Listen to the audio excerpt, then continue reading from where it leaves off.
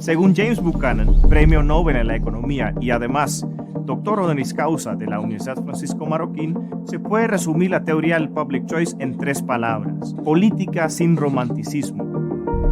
A veces tenemos la idea del gobierno como un gran benefactor, cuando es todo lo contrario. Tenemos que analizarlos como personas con sus propios intereses que toman decisiones no para optimizar el bienestar social, sino su propio bienestar. El Centro para el Análisis de Decisiones Públicas, o CADEP, es el núcleo de investigación del Instituto de Estudios Políticos y Relaciones Internacionales de la Universidad Francisco Marroquín. El CADEP fue fundado en el 2002 con el objetivo de promover la teoría del public choice, una herramienta para estudiar la política desde un punto de vista económico. Realizamos actividades en toda la región, de coloquios y debates, a conferencias, a incluso presentaciones de nuestras investigaciones. Dentro de las actividades de CADEP tocamos varios temas, desde la burocracia al funcionamiento del sistema democrático, pero también temas cotidianos. Y muchos otros temas. Para más información, les invito a que visiten nuestra página web cadep.ufm.edu. Suscríbanse a nuestro boletín y participen en todas nuestras actividades.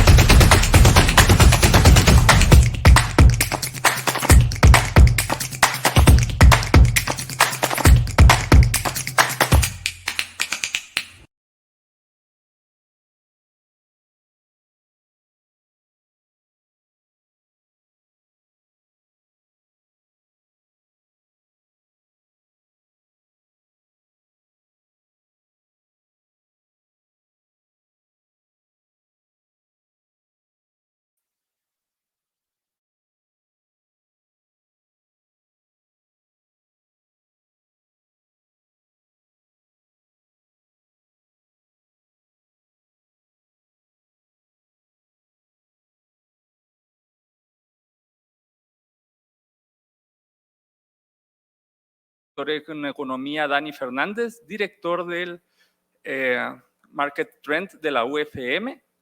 Por favor, Dani, va a ser un gusto poder tenerte acá arriba y poder aprender un poco más de vos, así que el espacio es tuyo. Muchas gracias.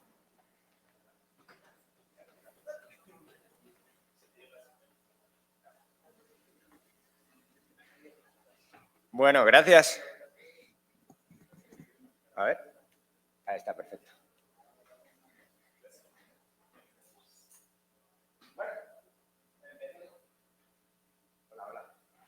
El grito hace falta. Pero. Ya, pero como a mí me gusta estarme moviendo. Está bueno. Bueno, vamos a empezar, si os parece. Esto es como estar en clase. Venga, sentaos, porfa. Bueno, me pidió Olaf que hablara del mercado laboral en Guatemala, de cómo, de cómo se está moviendo, algunos aspectos más teóricos del mercado laboral, si lo hace en un mercado especial, si no, qué significa el mercado laboral, qué significa el salario, qué significa poner un salario mínimo, por ejemplo, y luego vamos a analizar los posibles problemas y las características las características concretas del mercado laboral de Guatemala, las vamos a analizar y ver qué problemas o qué posibilidades hay en este mercado, ¿vale? Venga, entonces vamos para allá.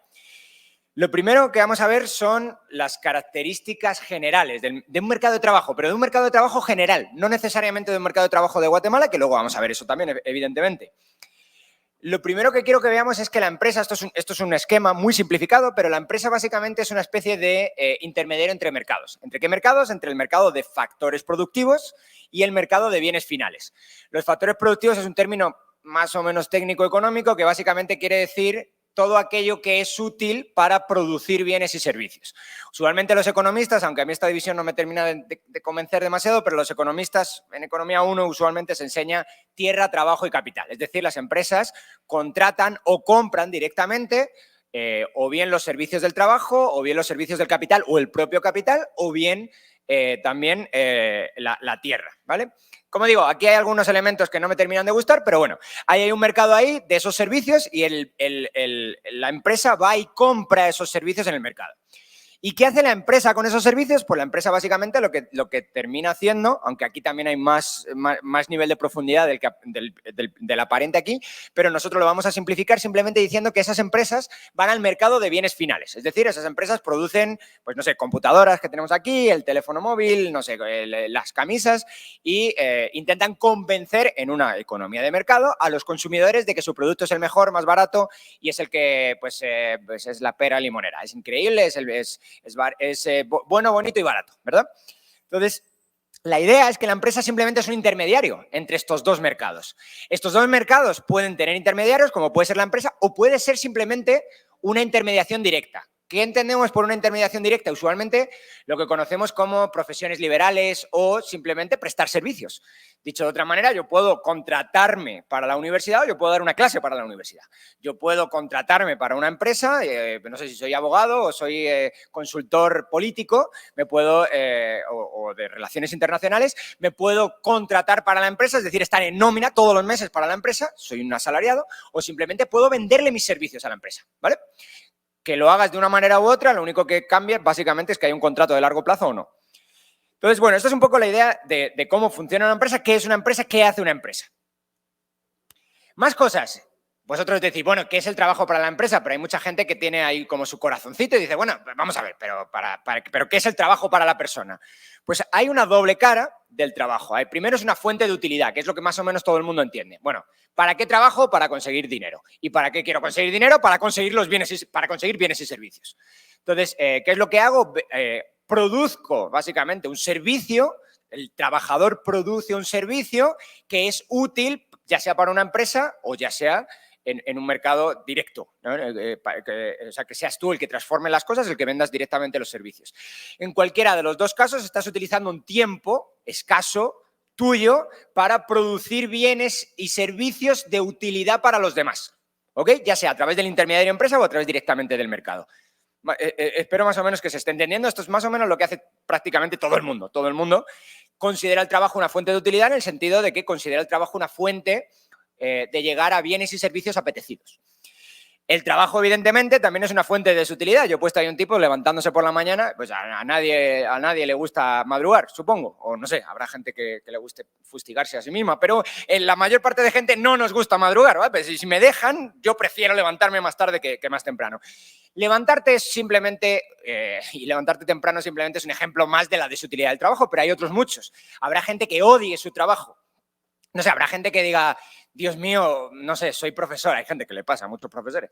Oye, que soy profesor y qué bestias son los alumnos. Es que no hay que los aguante. Es que no hay que, pero ¿cómo no le entra esto? ¿Cómo no le entra en la cabeza a alguien que una empresa es un intermediario? Está clarísimo. Entonces llega un alumno y te dice, yo no lo entiendo. Y tú piensas, Dios mío, es que lo mataba. Bueno, eso básicamente es una fuente de desutilidad, si no te gusta tu trabajo. Yo tengo la suerte de que a mí me gusta mucho mi trabajo y en vez de pensar que bestia es el alumno, lo que pienso es qué capacidad o qué posibilidades tengo de transmitir un conocimiento que yo tengo hacia él. Y es algo muy bonito y es algo que a mí me gusta mucho. Por lo tanto, yo tengo muy poca desutilidad del trabajo. A mí también me cuesta levantarme por las mañanas y yo también prefiero estar jugando a la PlayStation que estar dando una clase. Pero entre dar una clase y estar, no sé, minando carbón, pues dar una clase, ¿vale? Entonces, mi desutilidad del trabajo es relativamente pequeña, precisamente porque me gusta lo que hago, ¿vale? Son ejemplos. Esto es también una cosa muy curiosa, ¿no? del trabajo, es que a mí me lo dijeron cuando era pequeño, mis papás me dijeron, hijo, dedícate a lo que te guste. ¿Qué significa el dedícate a lo que te guste? Significa, mis papás solo me estaban diciendo una parte de las doble cara del trabajo. Me estaban diciendo, si te vas a dedicar a algo y vas a tener que estar 8, 10, 12 horas al día trabajando en algo, por lo menos que sea algo que te guste, porque si no te vas a terminar pegando un tiro. Entonces, por favor, dedícate a algo que te guste. Eso está muy bien, pero se olvidan siempre de la otra parte de la cara del trabajo. Dedícate a algo que te guste de entre aquellas cosas que sean útiles para los demás. A mí siempre me gusta poner el ejemplo, no sé, de dedicarte a la historia del arte. Pues es que me puede encantar la historia del arte, pero me voy a morir de hambre. Bueno, es que te pueden encantar los estudios de género.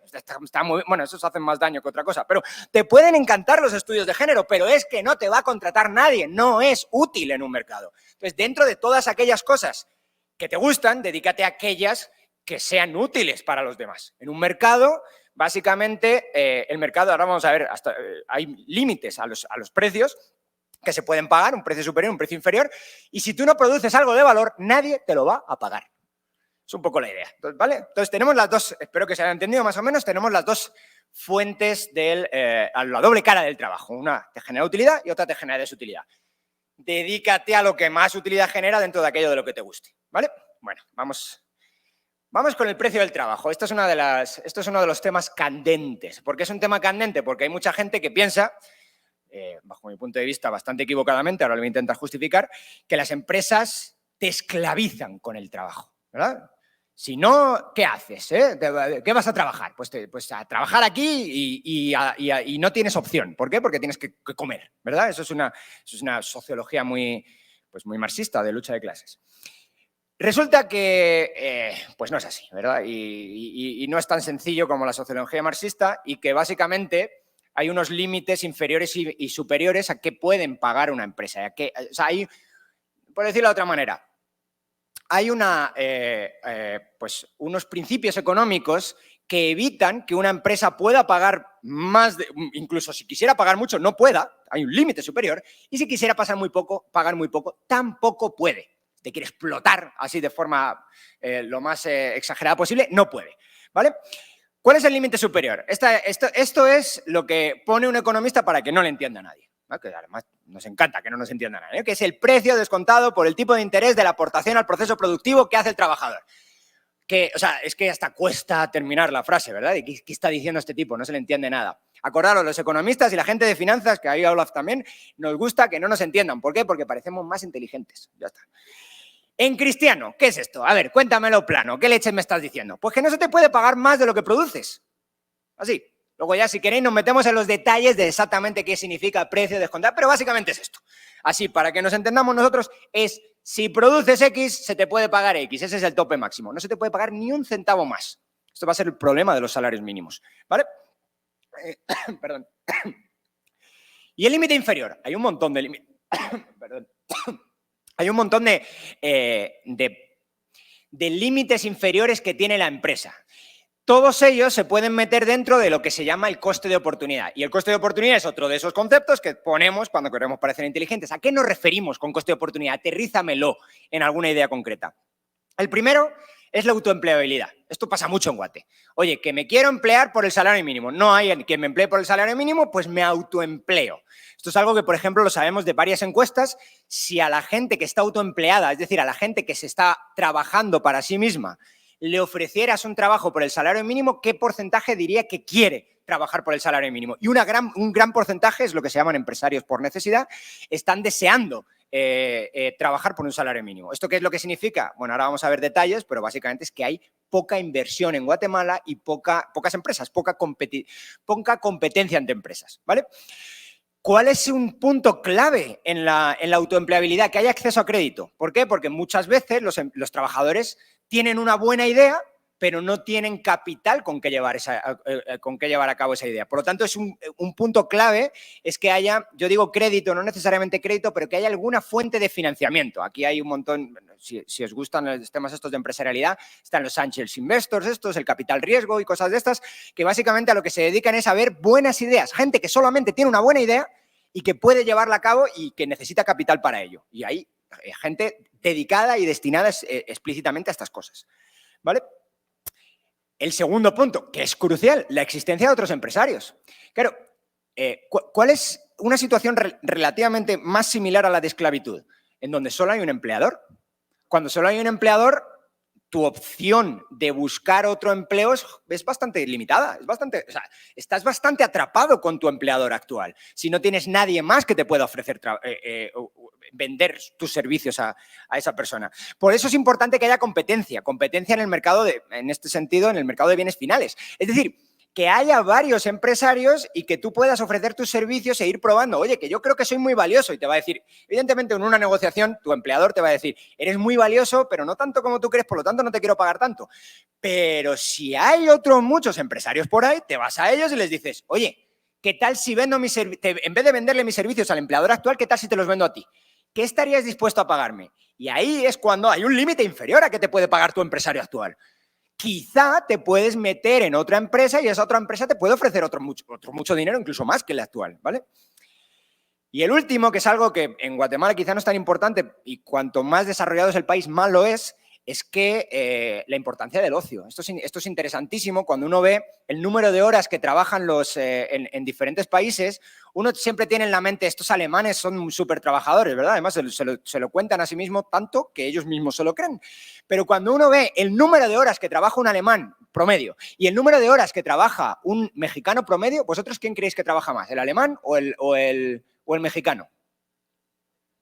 El mexicano, muchísimo más. Aproximadamente, lo estoy diciendo un poco de memoria, pero deben ser 1.500 horas al año que trabaja un alemán, 2.000 horas al año que trabaja un mexicano. Toma ya, ¿eh? Pues ahí de pronto. ¿Quién es el trabajador aquí? El mexicano. ¿Qué es lo que va a pasar? Que vamos a ver ahora un poquito más adelante, que el alemán trabaja con más acceso a bienes de capital, su trabajo es más productivo. Entre estar pescando con una red o estar pescando con un barco pesquero, pues ya puedes estar muchas horas pescando con la red o con una lanza, no sé, pero que no vas a agarrar tantos peces como agarra el barco pesquero. Pues el alemán tiene un montón de barcos pesqueros a su espalda y el guatemalteco tiene una red o una lanza. Claro, con esa cantidad de bienes de capital que tiene uno y tiene otro, evidentemente mucho más productivo el alemán.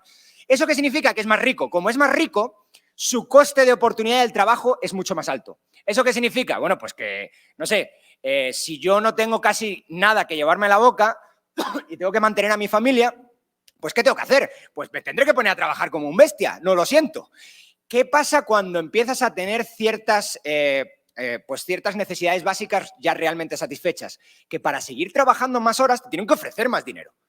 Porque empiezas a valorar el tiempo libre. El tiempo libre se valora cuando eres rico. Cuando eres pobre no tienes tiempo de valorar el tiempo libre, por desgracia.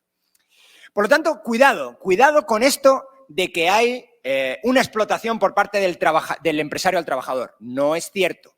No es cierto. El empresario no te puede pagar más de lo que produces, hay un límite superior a lo que te puede pagar y también hay un límite inferior a lo que te puede pagar, que es tus oportunidades fuera de la empresa concreta que él te esté, de la empresa concreta en la que estés empleado actualmente. Básicamente, autoempleabilidad, te puedes salir. Básicamente, existencia de otros empresarios, te puedes salir hacia otro empresario y el ocio. Oye, que no quiero trabajar más, que no me jorobes, o que, no sé, que en el matrimonio nuestro solo va a trabajar una de las dos personas. Bueno, pues eso se lo puedes permitir en lugares ricos, evidentemente. Por tanto, si hay un límite superior e inferior al salario, si ponemos un salario mínimo, ¿qué podemos esperar que ocurra?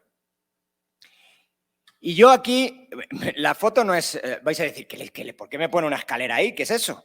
La pregunta es, y es una pregunta que yo le copio pues, a un antiguo profesor mío, es ¿qué salario mínimo le pondrías a tu peor enemigo?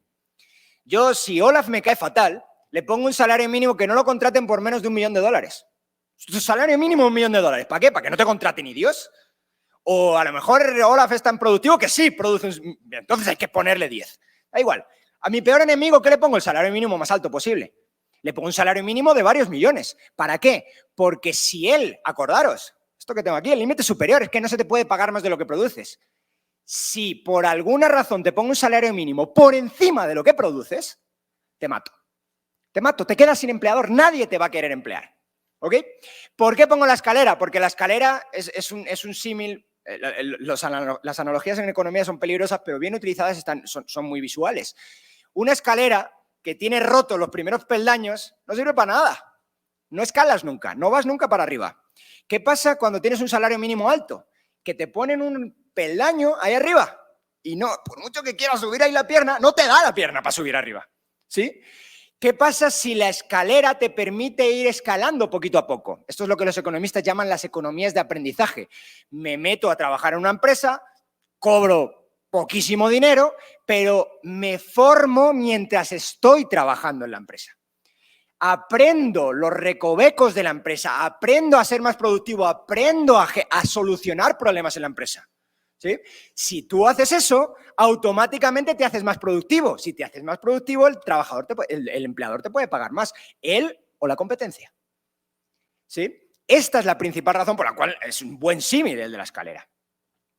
El salario mínimo al final funciona como un precio mínimo y como cualquier precio mínimo, en este caso el trabajo, genera sobreoferta. Hay demasiada gente queriéndose emplear por el salario mínimo. ¿Qué pasa con un precio mínimo? Infrademanda. Hay muy poca gente queriendo demandar trabajo a los precios altos del trabajo. Es decir, esto es una aplicación concreta de una ley económica mucho más amplia, que es la de la intervención de un mercado de precios. Cuando tú intervienes un mercado de precios, si pones un precio máximo, ¿qué termina ocurriendo? Desabastecimiento, porque un precio máximo lo que busca es bajar el precio. Un precio máximo, no sé, pongamos un precio máximo que se oía el año pasado, al maíz. ¿Por qué queremos poner un precio máximo al maíz? Porque está muy caro. ¿Qué pasa si le ponemos un precio máximo al maíz? Que la gente consume más maíz y que la gente deja de producir maíz porque es menos rentable producirlo. Con los precios mínimos pasa lo contrario. Yo pongo un precio mínimo, ¿qué pasa? Que mucha más gente quiere ofertar su trabajo al precio mínimo y viceversa. Mucha menos gente, muchos menos empresarios quieren contratar trabajadores a ese precio. ¿Qué podemos esperar del salario mínimo? Si ponemos un salario mínimo... Bueno, por cierto, hay dos posibilidades con el salario mínimo. Pongo un salario mínimo, por ejemplo, puedo poner un salario mínimo en Guatemala de $100 al mes. Eso no importa a nadie. Básicamente, la productividad del chapín promedio da para pagar $100 al mes. No pasa nada. Es un salario mínimo que lo pones pues, por hacer el bobo, por poner algo. Pero ¿qué pasa cuando pones un salario mínimo de $400, que es aproximadamente el salario mínimo en Guatemala? Pues que a mí me puede parecer me puede parecer nada de dinero, y de hecho me parece nada de dinero. La gente te dice, pero ¿cómo puede ser que alguien viva con $400? ¿Es verdad? No se puede. Al menos en la ciudad no se puede. Yo creo que no se puede. Habrá gente que haga maravillas para llegar a fin de mes. Pero es muy difícil vivir con el salario mínimo, y es verdad. Pero es que, mirad algo interesante, a la gente le pagan por producir, no por consumir. Qué bonito que te paguen por consumir. Ojalá a mí me pagaran por consumir. Yo sería un consumidor excelente. Me consumiría todo lo que me dieran. Pero es que a nadie le pagan por consumir, le pagan por producir. Entonces, cuando nosotros vemos si el salario mínimo es alto o bajo, no lo tenemos que comparar con el coste de vida. Lo tenemos que comparar con la productividad del trabajador. Si la productividad del trabajador es alta, yo te puedo pagar lo que sea. Si la productividad del trabajador es bajísima, lo siento, pero es que no da para pagarte. Lo que veíamos antes. ¿Cuál es el precio máximo del salario? ¿La frase larga de economistas o la frase corta en cristiano? Lo que produces. Si produces poco, por lo que sea, porque tienes poco capital físico a tu disposición, porque tienes poco capital humano, porque el país es relativamente pobre, que es básicamente que hay una falta de capital brutal, humano-físico, cualquiera de esas razones va a hacer que cobres poco dinero. ¿Ok? Entonces, un poco es la idea. ¿Qué podemos esperar cuando ponemos un salario mínimo demasiado alto como el que voy a justificar ahora existe en Guatemala?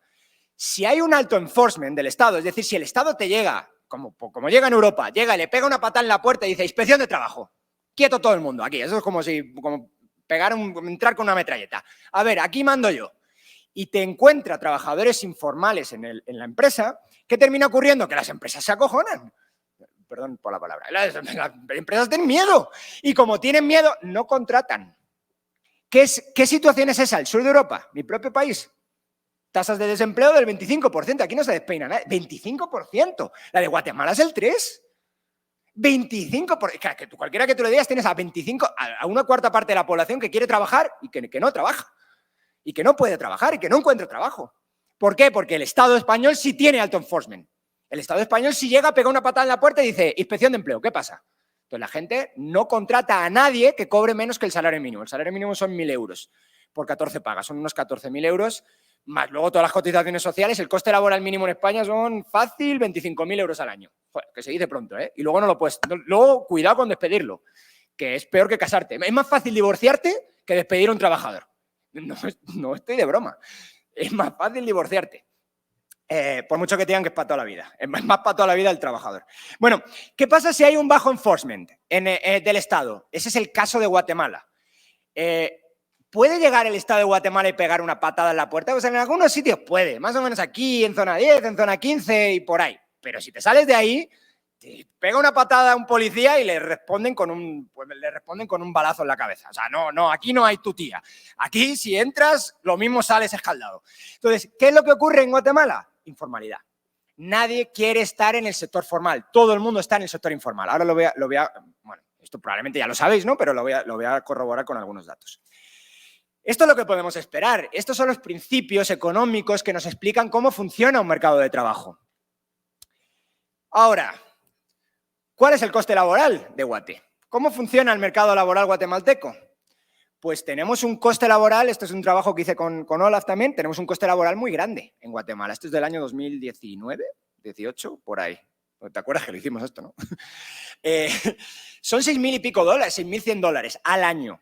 Y otra vez, uno puede decir, por cierto, aquí está metido X, es coste laboral, es lo que le cuesta a la empresa. Está el X, el IRTRA, el INTECAP, como hay que mantener hasta a 20.000 políticos, pues hay que mantener a los del IRTRA y a los del INTECAP, todos esos. Bueno, 6.100 dólares. ¿Es el coste laboral más alto de la región? No. Costa Rica o Panamá tienen costes laborales más altos, bastante más altos. Y curiosamente Honduras, El Salvador y Nicaragua tienen costes laborales bastante más bajos. Por lo tanto, ahora vamos a ver eso, pero si uno ve los mercados laborales de Costa Rica y de Panamá, oye, funcionan mucho mejor que el nuestro. Y aún así tienen un coste laboral más alto. ¿Dónde está la clave aquí? Y esta gráfica no es tan, os la voy a intentar explicar, esta también gráfica es para parecer inteligente, ¿va?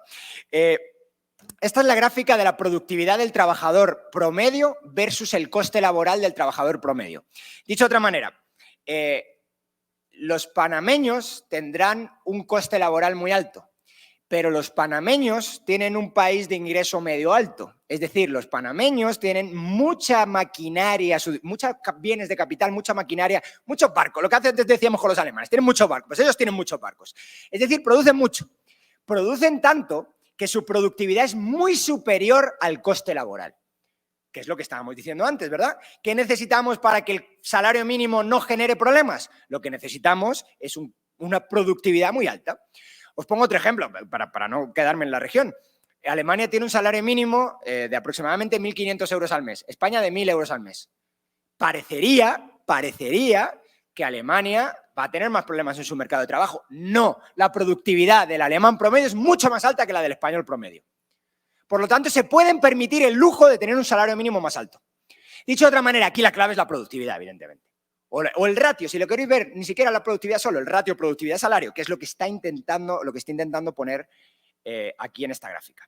Luego, ¿quién es el que está peor aquí de todos?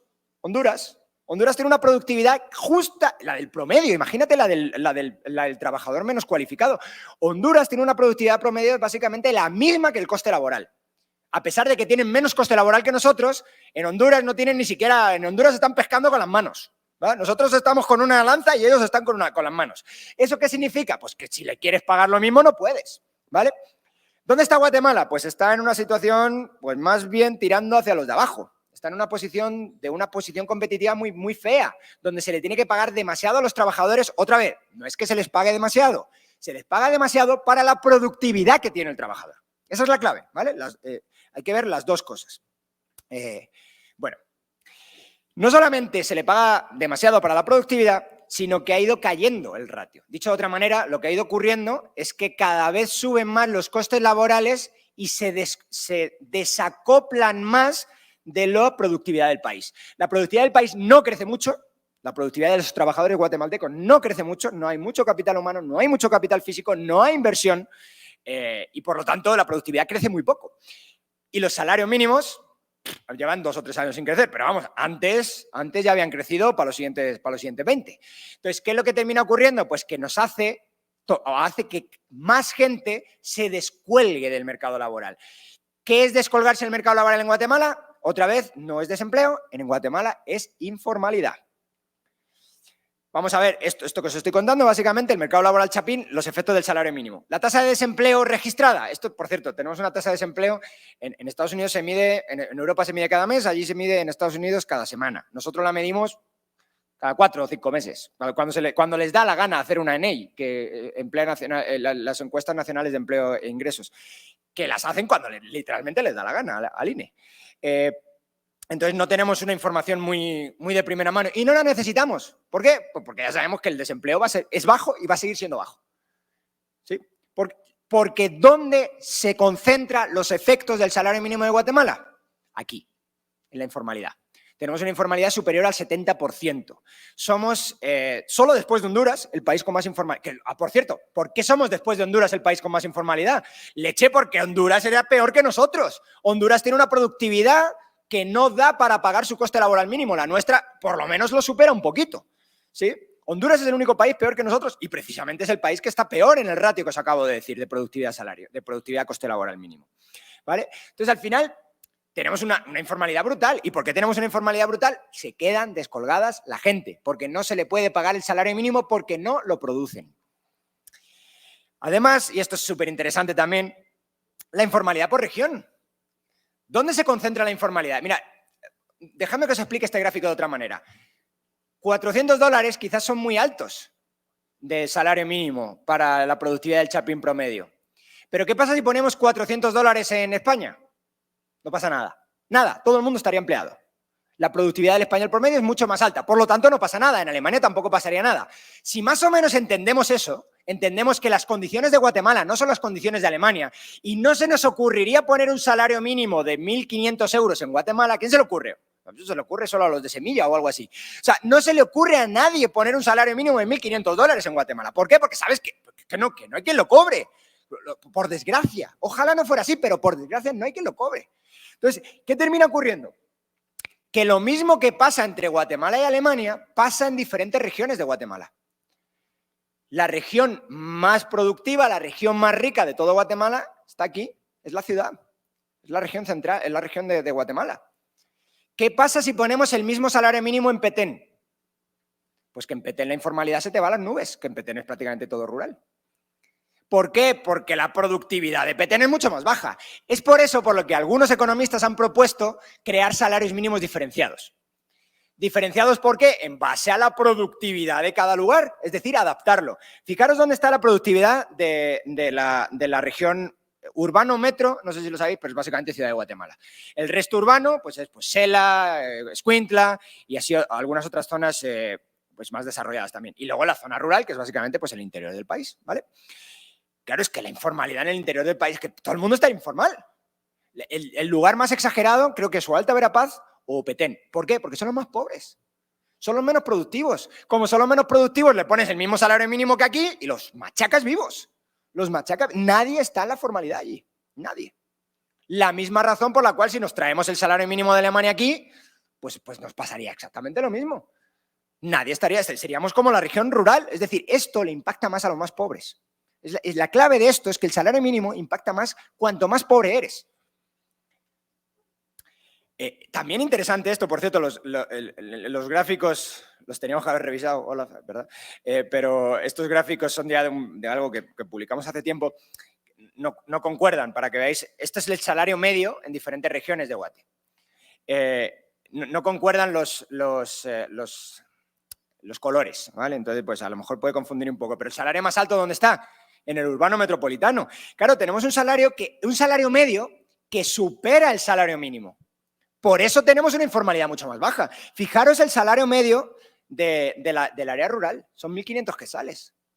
Si ese es el salario medio y ponemos un salario mínimo de 3.000 quetzales, pues eso, lo siento, pero pasa mucho en Guatemala. Pongamos una ley, con una ley arreglamos todo. Ya, pero es que no se puede cumplir. Pues si no se puede cumplir, no se cumple.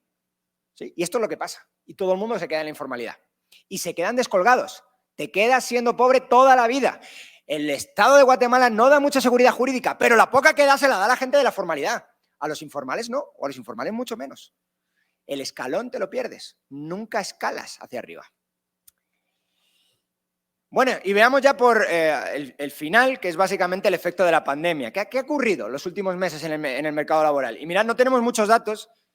Básicamente porque no, pues porque, pues bueno, hay gente que levanta estadísticas en el Vanguard que más o menos son serios, pero estas las levanta el INE, que no son serios. Entonces, ¿qué es lo que pasa? Que no tenemos estadísticas, eso no sabemos, vamos un poco a ciegas con el mercado laboral.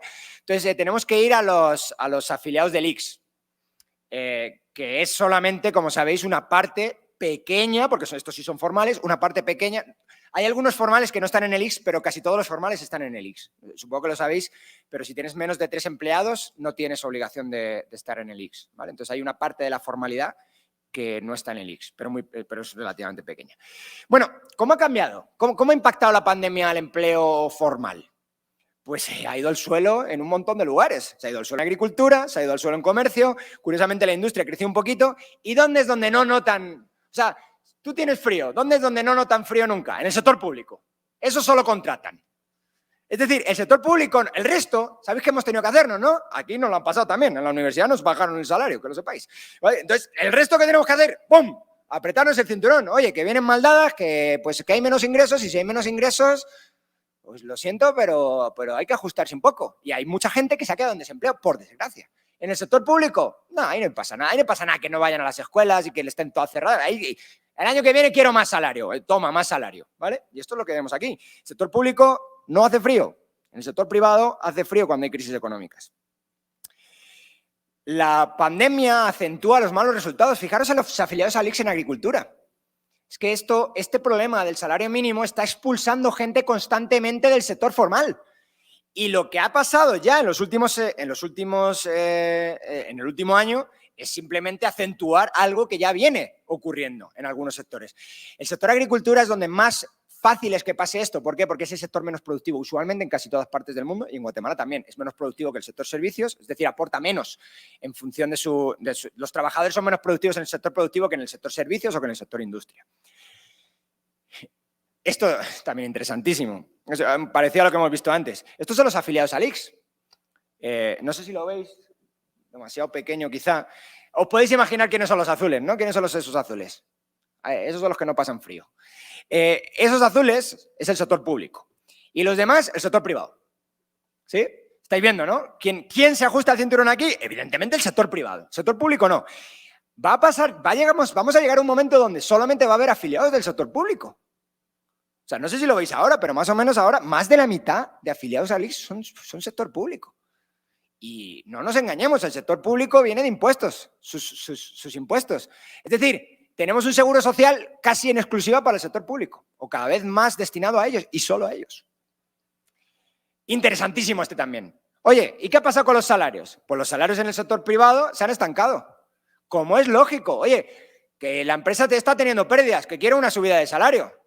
Pues si no hay, lo que hemos dicho antes, si no hay no se puede sacar. Si vendemos menos, lo siento, pero no hay, aquí no hay para pagar. Y el sector público, eso no les importa. Pactos colectivos, me tienes que subir, me subes. Y si nos endeudamos, nos endeudamos. Que lo pague otro, a mí no me importa, a mí me pagan mi salario. Oye, pero que no has ido a trabajar en todo el año, no importa.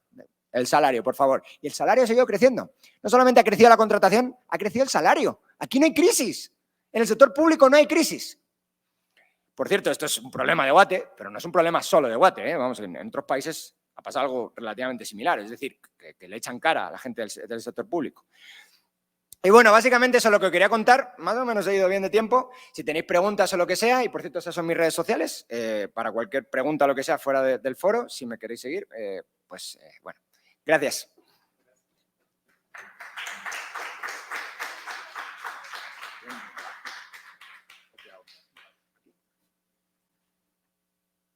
Pues bueno, muchas gracias, Dani. Siempre es un gusto poder aprender un montón, ¿no?, de vos y la verdad es que tenemos mucha suerte por poder contarte presencialmente acá y por poder estar cerca y poder desarrollar tal vez algún tipo de cuestionamientos a posterior. A quienes nos ven desde diferentes plataformas virtuales, les recordamos que pueden plantear preguntas a través de Twitter por medio del hashtag emergentesgt2021. Por el momento nos va a acompañar Alan Rodríguez, director de Guate Activa, para poder continuar con este coloquio y le invitamos especialmente para expresarnos sus primeras apreciaciones sobre la ponencia de Dani. Así que, por favor, un aplauso.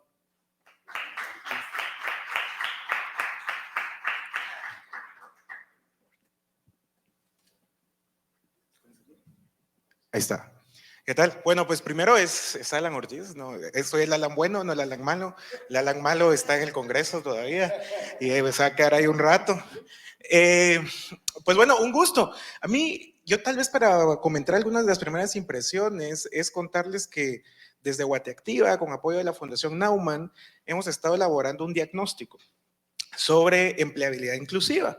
Y justo a mí me traen muchas impresiones al momento de escucharte, Dani, porque creo que has puesto sobre la mesa un escenario en el cual la realidad pues toma una reacción operativa y que al final del día bota muchos prejuicios que tenemos. Y es que entre estas reacciones yo quisiera contarles de que, por ejemplo, en Guatemala, ¿no? Hay números por parte de UNFPA, por ejemplo, que nos dicen de que el 70.8% de los jóvenes guatemaltecos entre 18 a 30 años son parte de la población económicamente activa, ¿no? Y por otro lado, el 68.7% de mujeres son inactivas, ¿no? Entonces, una primera impresión es, ¿no? Hay una diferencia de género, ¿no? Es tu primera impresión a la hora de encontrar estas realidades, ¿no? Y luego la gente podría decir, bueno, sí, y la mayoría de personas que están desempleadas, por ejemplo, son indígenas, ¿no? Pertenecientes a áreas rurales. Pero cuando te vas a los números globales, te das cuenta de que estos niveles de desempleo no tienen ningún tipo de distinción racial. Es decir, no te dejan de contratar por identificarte o ser o no indígena, ¿verdad? Y que las cuestiones relacionadas a género están más bien relacionadas a una cuestión de capacidades. Entonces, eso te da la otra pregunta. ¿Qué es lo que está causando esos números y esas tendencias que estás diciendo? Y a mí me llama mucho la atención que traes estos números a colación porque yo he escuchado de voces, de palabras de muchas diferentes personas, por ejemplo, que en Guatemala estamos listos para aprovechar los principios de la revolución digital, por ejemplo, ¿no? Pero, y lo has dicho y es importante mencionarlo, es que en Guatemala, bueno, los datos oficiales no son tan serios, pero los datos oficiales que se tienen es que solamente el 21% de la población tiene acceso a una computadora y solo el 29% acceso a Internet. Entonces, esa es otra brecha justamente en lo que platicabas, los bienes de capital. ¿Cuál es nuestra capacidad de producir? Entonces, ¿el problema es que sea mujer? No. ¿El problema es que sea indígena? Tampoco. ¿Cuál es el problema? El problema es el acceso a eso. Es decir, al final del día, el guatemalteco promedio no tiene acceso a herramientas mínimas para producir, en este caso, para aprovechar esa oportunidad, por ejemplo, en la llamada revolución digital, ¿no? Sin embargo, existe una tendencia en una narrativa dominante que te dice, puedes ser TikToker, ¿no? Puedes ser YouTuber, y desde ahí puedes empezar a producir valor en un país en donde no podemos ni siquiera producir los principios básicos de una economía sana. Otro número que me parece importante y algo que me parece que también tiene algo que ver con lo que estás diciendo y que es muy importante mencionar en una serie de conversaciones que hemos tenido alrededor de la libertad, es justamente, bueno, y mi libertad para ser, decir y pensar quién soy, ¿no? Hay también números de UNSPA que te dice que el 26% de las empresas, ¿verdad?, tienen políticas discriminatorias contra las personas con tatuajes. Es decir, no contratan personas con tatuajes, ¿no? Entonces tú dices, bueno, entonces ahí hay también una causa estructural que evita que la población guatemalteca con tatuajes tenga acceso a los mejores empleos. Sin embargo, también existen números que no existe tal política discriminatoria en espacios, por ejemplo, de servicio al cliente, BPOs, call centers, que al final del día pagan muchísimo más que ese sueldo mínimo que nos has mostrado. Entonces, ¿cuál es el problema? ¿El problema es un problema de género? No. ¿El problema es un problema de racial? Tampoco. El problema es un problema de políticas discriminatorias en función de tu expresión de libertad personal. Si me pongo un tatuaje, me pongo un piercing, pues resulta que más o menos, o sea, el problema frente a tu productividad individual es ese, pues tampoco. Y aquí viene otra cosa bastante interesante y es que algo que en lo que sí están de acuerdo las personas que conforman el sector productivo es de que según Manpower, el 38% de los empleadores dijeron en una encuesta para Guatemala que no encontraron las habilidades mínimas para las contrataciones frente al sueldo mínimo, ¿no? Pero a esto hay otro número que me parece importante y es que el 56% de los empleadores, que contiene ese 38%, dijeron que las capacidades mínimas que buscan son de comunicación. Hablar, leer y escribir. No está tan difícil, ¿no? Que también son capacidades productivas. Pero en un país en donde solamente el 37% de las personas con acceso a educación formal aprobaron el mínimo de habilidades matemáticas y el 13.56% aprobó el mínimo de capacidades de lectura, pues leer y escribir resulta una habilidad escasa. ¿Cuál es nuestra capacidad productiva entonces, no? ¿Cuál es el verdadero problema de nuestro país para convertirnos y construir un mercado en donde podamos no solamente ser productivos y no tener que solamente pescar, poder empezar y subirnos justamente a esa llamada revolución digital, que poco tiene que ver, ¿verdad?, con ser TikToker o ser YouTuber. Y luego existen ideas que te dicen, bueno, entonces subsidiamos, ¿no? Esta idea que presentabas. Dicen, bueno, el problema es el ahorro, es el capital o el crédito. Demos créditos a todos. Pues tampoco, porque no todas las ideas son buenas, ¿no? El mercado te dice, tenés derecho a emprender con tu dinero o tu ahorro y a endeudarte. De eso se trata, el riesgo. Si no hay riesgo, no es emprendimiento, ¿no? Es un capricho. Y a esto quiero traer a colación 2 puntos. Entonces, ¿qué hacemos, no? Y es que el 64% de estas empresas que participaron en estos espacios dicen que la manera en la que ellos vuelven más o menos competitivos a sus empleados es a través de certificaciones, cursos, ¿verdad? Proyecciones a través de instituciones públicas, público-privadas o privadas, para que los ayuden a avanzar dentro de esa escalera que nos mostraba Dani. Es decir, tú empiezas de cero y te tengo que, más o menos, que subsidiar la forma en la que vas a aprender esas capacidades mínimas, que en principio son leer y escribir, para poder empezar a laborar dentro de los mercados guatemaltecos. Frente a esto, y debo decirlo, dentro del diagnóstico que hemos estado realizando, hemos encontrado 2 oportunidades que queremos plantear y que nos gustaría y que justamente vamos a estar presentando después. Y es, creemos que la lógica de formación dual, es decir, la capacidad y la oportunidad de las personas por complementar su educación formal con habilidades técnicas, ¿verdad?, habilidades prácticas que les permitan la integración al mercado laboral con cuestiones, con herramientas muy específicas en mercados muy específicos, nos va a permitir generar mejores condiciones de trabajo. Y el segundo es justamente la oportunidad colaborativa en el marco del gig economy para poder encontrar esas oportunidades, para poder prestar servicios de una manera muchísimo más ágil. Entonces, como primeras reacciones, me trae justamente estas ideas, ¿no?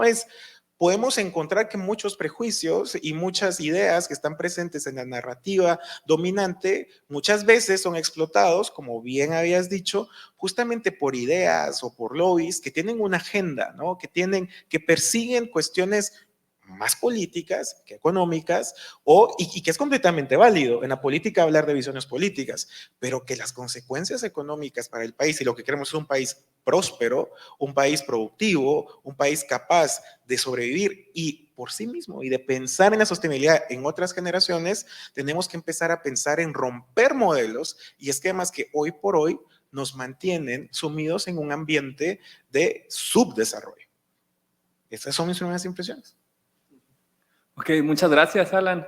Realmente también es un gusto siempre poder escucharte. Recordamos que pueden plantear preguntas a las personas desde la red y las personas que estén dentro del foro igual al terminar las preguntas de la red pueden levantar la mano y pueden participar y armar el diálogo, ¿no? En primer lugar tenemos una pregunta de Aparicio López. Si sobre el salario mínimo diferenciado por región podría motivar migraciones internas en donde se paga más o se paga menos según la cuota establecida como salario mínimo, suponiendo, creo, que pudiéramos descentralizar los salarios y poder generar salarios por región, por distrito o departamento. Sí, bueno, ya ocurre. O sea, ahora mismo la gente en el interior tiene básicamente dos conversaciones. ¿Me voy a la ciudad o me voy a Estados Unidos? Esas son las dos conversaciones que hay, por desgracia. Lo que estamos diciendo es que ofrecerle una tercera.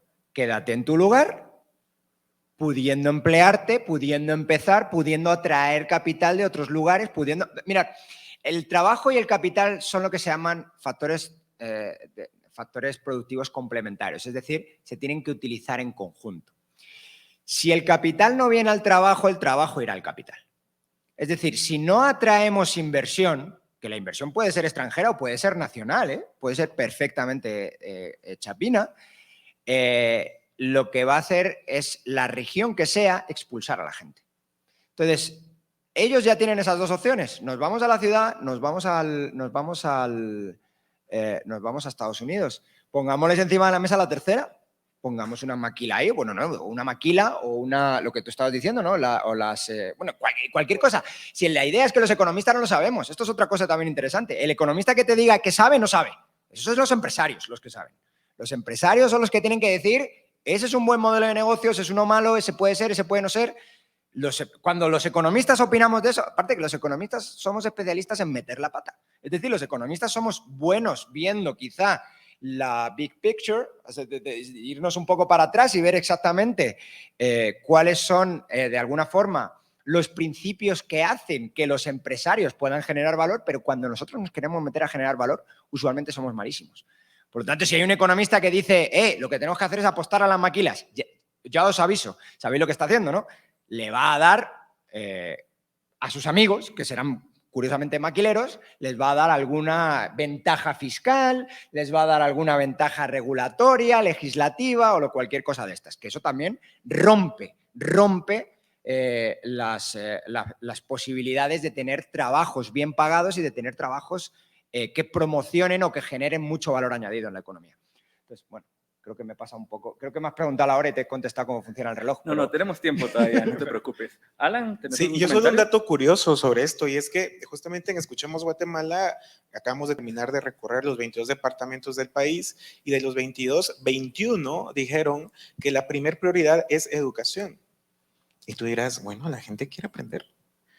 Resulta que el diagnóstico lingüístico lo que nos indica, lo que la data sugiere, es que la gente entiende educación como un medio para conseguir empleo.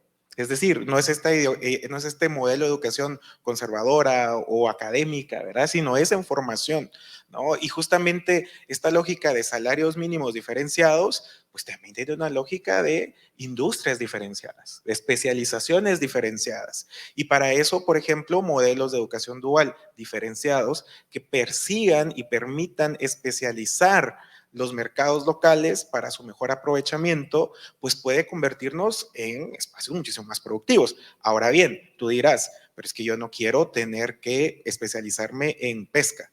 Pues no estoy diciendo que vas a pescar toda tu vida, estoy diciendo que, como bien decía Dani, que me parece muy importante traerlo a colación, es pues, que vas a tener un barco pesquero, ya no lo vas a hacer con las manos, es que ya no vas a hacer las cuestiones de café con las manos, vas a tener máquinas que lo estén haciendo, ¿no?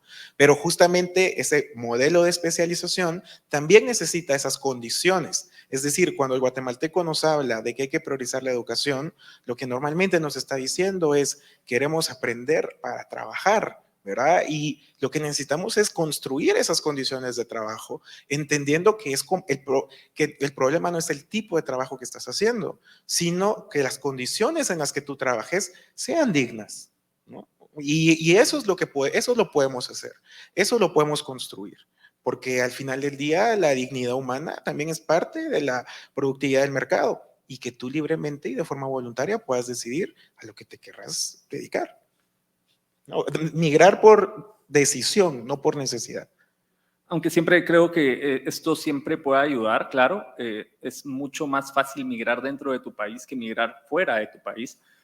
Hay ciertas condiciones humanas y ciertas garantías que se te pueden gestar de una forma mucho más sencilla si migras de forma interna, ¿no? Es decir, si una región del país no tiene el componente económico que a ti te llama la atención, puedes migrar de Izabal a Jalapa, ¿no? Que no necesariamente implica la ruptura con tus lazos culturales o lazos familiares, económicos, ancestrales, lo que quieras, dentro de un país. Y eso creo que es básicamente fundamental, y es una votación democrática que los ciudadanos hacen con sus pies de seleccionar las áreas económicas en las cuales se puedan desarrollar, ¿no?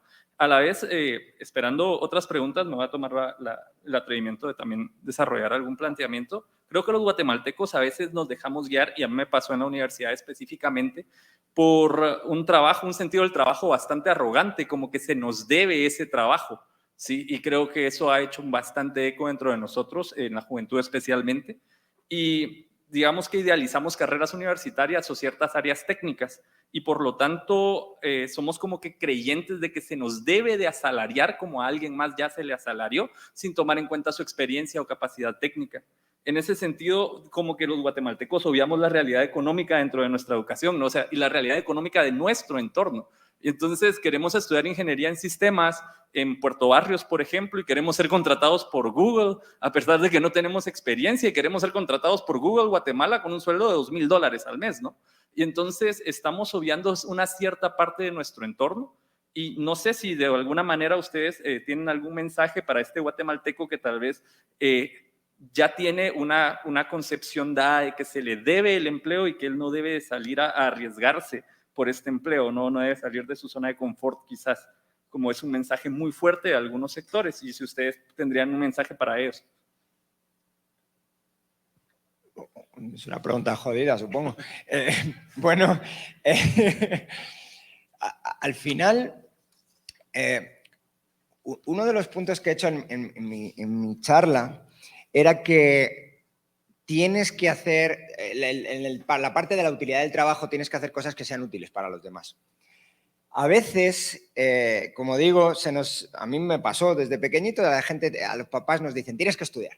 ¿El qué? Da igual, pero tienes que estudiar. Entonces, hiciste, por ejemplo, una carrera universitaria, terminaste la carrera universitaria y crees que el mundo te debe algo, ¿no? Porque yo he estudiado y la gente no ha estudiado, yo sí.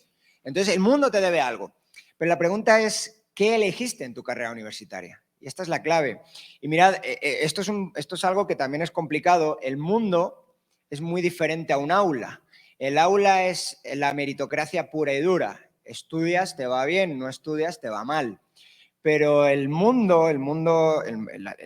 libre mercado es exitocrático. Esa palabra ni siquiera existe, pero o sea, premia el éxito. Y el éxito a veces casi siempre tiene mucho que ver con el mérito, pero no solo el mérito. A veces importa mucho la suerte. ¿Qué tal si elegiste una carrera X y de repente esa carrera X tiene una demanda brutal? No sé, marketing digital, cosas así que le gustan a Olas también. Esas cosas, pues es que claramente se ha demostrado que pues, no solo funciona, sino que son carreras que tienen mucha salida y que a lo mejor la cogiste así como no sé qué hacer con mi vida y escogiste eso y te fue bien. Y mientras que a otros, no sé, un ingeniero de caminos, no sé cómo se llama aquí, civil, pues a lo mejor esa era una carrera que tenía mucha salida antes y ahora no. O no lo sé, la verdad que me lo estoy inventando, quizás sí sigue teniendo salida. Pero el tema es que en un mercado estás bajo el escrutinio constante de la capacidad que tienes de satisfacer necesidades de terceros. No puedes sobrevivir en un mercado sin producir algo de valor para terceros. Nadie, ni una empresa, ni los trabajadores. Por lo tanto, no te queda otra que cuando elijas a qué te vas a dedicar, elijas algo que sea muy valioso para los demás y además te estés formando constantemente y estés siempre con el radar puesto de cuáles son las nuevas tendencias, en qué puedes modificar tu capacidad de generar valor, en qué puedes modificar básicamente lo que los economistas llaman tu capital humano para hacerlo más útil para los demás. Si tienes en cuenta eso, no te va a faltar empleo nunca. Ok, muchas gracias, Alan. Sí, yo quisiera tal vez mencionar justamente un dato de GIS, que levantaron una encuesta para Guatemala de jóvenes entre 18 y 29 años y estas son las habilidades que ellos encuentran que se deberían premiar para poder mejorar tu capacidad para encontrar empleo dentro del mercado guatemalteco. Y el 55% de los empleadores dijeron que buscan servicio al cliente. El 47% es utilizar Office, es decir, una computadora.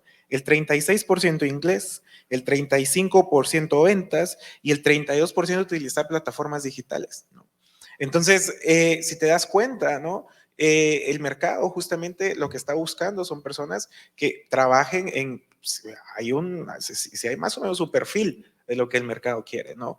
Entonces, por supuesto que tú tienes todo el derecho de dedicarte a estudiar filosofía, pero supongamos que todos estudiamos filosofía, probablemente vamos a tener tertulias interesantes, pero a ver cuántos automóviles podemos hacer entre 10 filósofos. No a todos les pueden pagar por pensar. Y eso es algo que es interesante. Y luego, ¿cuál es la calidad del pensamiento que puedo producir? ¿O cuál es la calidad verdad, de alianzas que puedo construir? Es decir, hay que entender que al final del día, esta exitocracia que acabas de acuñar aquí en vivo, no responde tampoco siempre, ¿verdad?, sobre ese ideal. Hay que entender que la realidad es subóptima, ¿verdad? Y de que justamente dentro de esas reglas en las que podemos escoger, podemos encontrar eso que decías, no es solo estudiar lo que te gusta, sino dentro de lo que es posible y de lo que puedes hacer, lo que más te gusta, ¿no? Porque si no, luego ya a todos nos gusta filosofar, pero ¿cuántos automóviles podemos construir una sociedad de filósofos, ¿no? Que luego eso también justamente viene a, creo yo, una actitud muchísimo más realista frente al mundo, frente a la realidad y frente a mí, que al final del día el mercado, ¿no? O sea, una cuestión tan sencilla, ¿qué son los precios? ¿No? Pues alguien te podría decir, es un mecanismo de dominación que nos oprime, o pues, un sistema de información que nos da indicadores de escasez. Lo que es más caro es lo más escaso, producimos más. Lo que es más barato, pues es más abundante, producimos menos, ¿verdad? Existen estas dos lógicas que tenemos que entender, ¿no? Que no hay una conspiración de reptilianos en el mundo que nos quiere infelices, ¿no? Sino que es más una lógica colaborativa, ¿no? Es una lógica colaborativa que nos permite entender qué es lo que es más útil, en este caso, para la sociedad guatemalteca, ¿no? Y es que al final del día, en una sociedad, de nuevo, con los números que mencionábamos al principio, a ver, no te van a pagar por cuántos doctorados tenés al final del día, ¿no? Sino porque de verdad está esta percepción bastante conservadora de mientras más doctorados tengo, más deberían de pagarme. Bueno, pero ¿qué puedes producir? ¿No? Bueno, ¿cuántas investigaciones has hecho? ¿No? ¿Cuál es la calidad de conocimiento que estás produciendo? Eso también entra dentro de la oferta y la demanda. Y es completamente válido competir, ¿verdad? Y tenemos que entender eso. Al final del día es una cuestión de decisiones humanas. ¿Y qué vamos a premiar? Lo que los guatemaltecos decidamos que necesitamos. Y para cerrar rápido este comentario es justamente, pareciera ser que lo que necesitamos son cuestiones muy básicas como comida, carreteras, vivienda. Y luego otro tipo de servicios, ¿no? Ok, muchas gracias, Alan. De alguna manera, no sé si existe alguna pregunta del grupo que está en la ponencia presencial directa para los ponentes. Ok, como no, tenemos una pregunta también extra y tiene que ver sobre un tema bastante interesante, la verdad. Y es que si, digamos, lo voy a intentar interpretar, y es como más allá del efecto del desempleo involuntario que te puede tener el salario mínimo, digamos, la capacidad, digamos, los emprendedores, al establecer un salario mínimo, los emprendedores de otras regiones, no están perdiendo justamente la capacidad de contratación para poder competir contra las grandes empresas. Es decir, una empresa primaria que está comenzando a desarrollarse, de alguna manera, al tener que pagar sueldos que no puede pagar, no está pudiendo competir contra la gran empresa y por ende la gran empresa se ve beneficiada del sueldo mínimo y condena a los pequeños emprendedores a nunca competir contra ella. Y pienso que por cuestión de tiempo sería nuestra última pregunta. Ok, bueno, casi que la has contestado tú solo, así que tampoco hay mucho que añadir. Sí, claro, sí. Mira, el principal promotor del salario de mínimo de $15 la hora en Estados Unidos uno de los principales es Amazon. ¿Por qué? Porque Amazon ya lo paga. Amazon ya paga más que eso. ¿Por qué? Porque es una empresa grande, es una empresa muy productiva, es una empresa que genera mucho beneficio, es una empresa que genera mucha rentabilidad. Que le hubieran puesto en 1997 o en 1998 a Amazon el salario mínimo, la matan. ¿Qué es lo que está haciendo Amazon hoy promocionando salarios mínimos? Matar a la competencia, a la potencial, a la que le puede hacer mucho daño. Entonces, cuidado también con los empresarios en el poder, que a veces son bien crooked, son bien, no sé, retorcidos. Sí, y yo solo para eso, y ahí creo que es en donde viene justamente una actitud bastante crítica sobre las narrativas que se establecen, ¿verdad? Dentro de los medios de comunicación, etcétera. Porque tú decís, en nombre de la dignidad del empleado tenemos que defender el aumento del salario mínimo, ¿verdad? Pero ¿quién es el lobista que está pagando? ¿Quién es la empresa que está financiando esto? Pues luego es el más grande porque quiere limitar la competencia al más pequeño. Lo natural es de que en igualdad, en condiciones más o menos libres, más bien no iguales, más o menos libres, el pequeño se coma al grande, ¿no? Porque tiene menores costos o va a innovar o existe otro tipo de cuestiones que pueden estar dentro en el juego justamente del mercado. Pero ahí es en donde yo creo de que hay un rol activo por parte de la sociedad civil y que es una invitación justamente al foro en el que estamos, ¿no? Que es ser críticos sobre esas narrativas establecidas que muchas veces empezamos a repetir sin ponerle mucha atención a lo que en realidad nos puede convertir en una Guatemala próspera. Ok, muchas gracias. Yo quisiera pedirle por favor al público que nos acompañe un fuerte aplauso tanto para Dani como para Alan y especialmente agradecer. También agradecer al público que nos acompañó de forma virtual. Esto ha sido el evento del día de hoy y muchas gracias. Creo que Alan todavía va a dar una pequeña información sobre el grupo que está acá. Así que muchas gracias.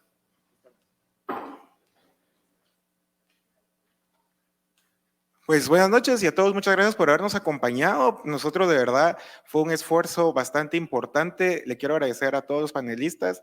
Gracias. Sé que han tenido días largos y sé que pasar por acá una hora y media es un esfuerzo y la verdad es que al final del día lo que queremos es acercarlos a profesionales de alto nivel y también los quiero invitar a quienes están acá presentes. Sé que algunos de ustedes vienen de regiones de la República de Guatemala.